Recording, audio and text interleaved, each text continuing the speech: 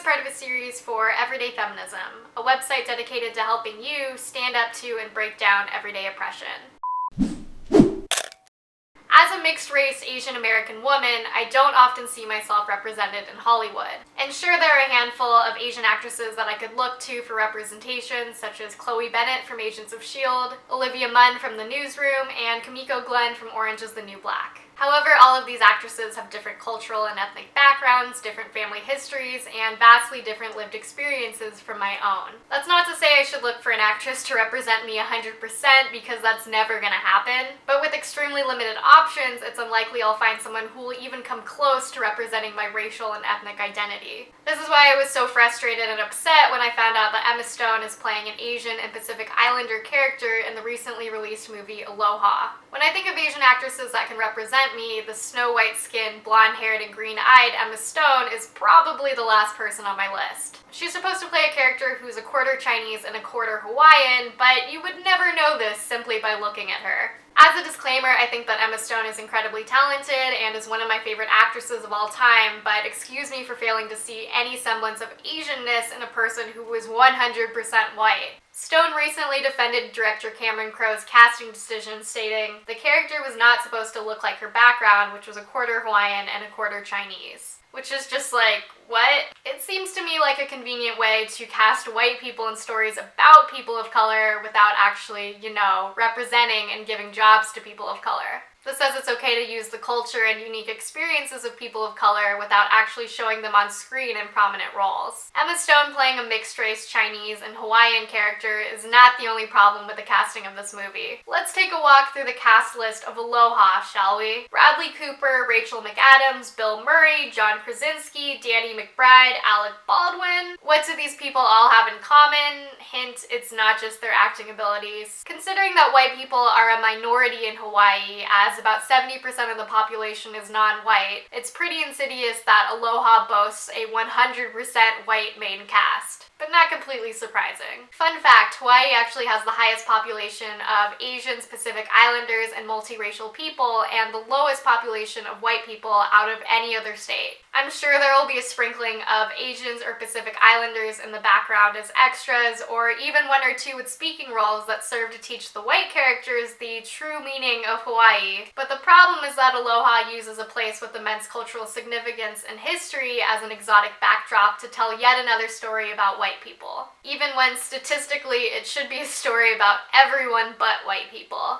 Guy Aoki, former Hawaiian resident and founder of the Media Action Network for Asian Americans, recently released a statement about the movie saying, "Aloha comes in a long line of films, The Descendants, 50 First Dates, Blue Crush, Pearl Harbor, that uses Hawaii for its exotic backdrop but goes out of its way to exclude the very people who live there. It's an insult to the diverse culture and fabric of Hawaii." This is especially problematic considering Hawaii's history with white Americans is one of colonization, exploitation, and corporate tourism. American settlers colonized Hawaii, marginalized their native population, banned their language, and then appropriated their land and culture for profit. But don't worry, it's all because they appreciate Hawaiian culture so much. Keep in mind when I talk about the misrepresentation of Asian and Pacific Islanders, it's coming from a place of seeing white characters in television and film constantly. Rarely do I ever get to see Asian or Native American or Latinx actors on the screen in significant roles. And when I do get to see people of color represented, they often only exist as sidekicks and stereotypes. As statistically and culturally significant members of society, people of color deserve to be represented in television and film. Unfortunately, the numbers for Asian actors and other actors of color represented in Hollywood are not that great. You might argue that the reason that Asian actors are underrepresented in television and film is because Asians and Pacific Islanders are a smaller population in comparison to white Americans. However, when we compare the population of Asian Americans to the actual number of Asian roles in film and television, they're still vastly underrepresented. According to the US Census Census Bureau, which I find myself constantly referencing, Asian Pacific Islanders make up 12.8%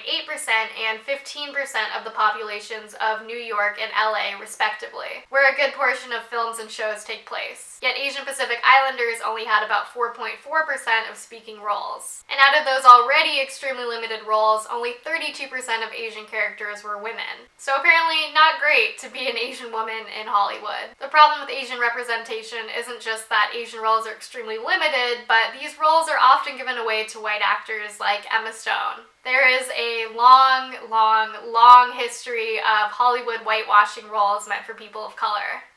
But when the situation is reversed, there's often controversy and outrage. With so many limited roles, Asian actors also can't afford to be picky. Asian and Pacific Islanders are often cast to play characters with different ethnicities than their own, which perpetuates the stereotype that Asian people and Asian cultures are interchangeable. The lack of roles and the repeated use of tired Asian character stereotypes give the impression that Asian is a monolithic identity and every Asian American experience is the same. I'm a little embarrassed to admit this, but I'm going to share a personal story about what it feels like to be represented in television and film. I recently marathoned a show, Agents of S.H.I.E.L.D., and there actually came a point when I started crying a little bit because 3 of the main characters were Asian women and 2 of which were mixed race like me. This was a moment when I realized there wasn't just one badass Asian woman to look up to, but 3. It can be incredibly easy to overlook the importance of representation when you can flip to almost any channel on TV and see yourself represented. But if you rarely, if ever, get to see people that look like you on screen, finally seeing yourself included in television and film is incredibly powerful.